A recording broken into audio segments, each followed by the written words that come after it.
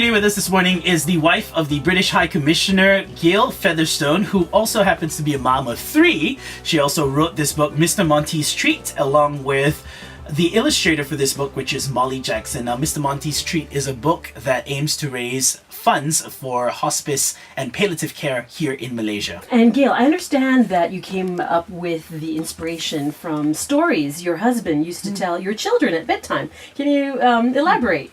Yes, he used to tell them stories about Mr. Iguana, who was a very nice animal who tried his best, but things always went wrong. But when we tried to translate that into a Malaysian context, we discovered there weren't many iguanas. So we made the iguana into a monitor lizard. And so Simon now says our next book has to be about how Mr. Monty has an identity crisis and discovers he's really an iguana. But that's where the idea came from. He used to tell these stories. All right. So you adapted the monitor lizard because it was a local thing, Absolutely. Right? We wanted to make this as Malaysian as possible, hence monitor lizards, durian, the hibiscus flowers, which Mollie so beautifully illustrated in the book, as it's the Bunga Raya, the national flower. So we've tried to give as many Malaysian feels to the book as possible, and still base it on a theme which seemed appropriate for our children when they were young, so we thought it would be fun for children in Malaysia too.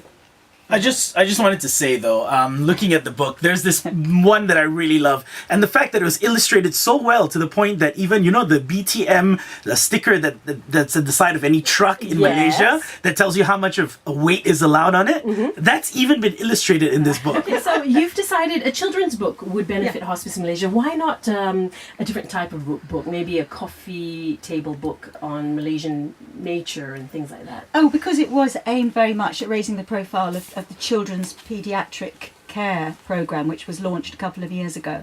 And so it seemed more appropriate to write a children's book than anything for adults.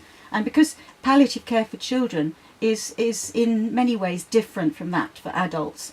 Typically, palliative care is aimed at adults who have short life-limiting illnesses, whereas for many children they may be chronically ill for many years, and it involves the whole family.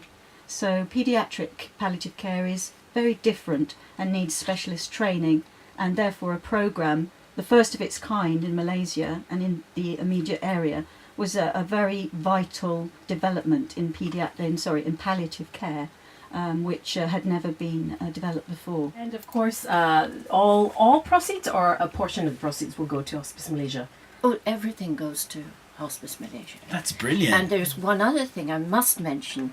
An absolutely wonderful group of people from the High Commission are intending to climb Mount Kinabalu, in early May. And again, all the money that they make will go towards helping hospice. And we will have our life-size Mr. Lizard joining this trip up. Really?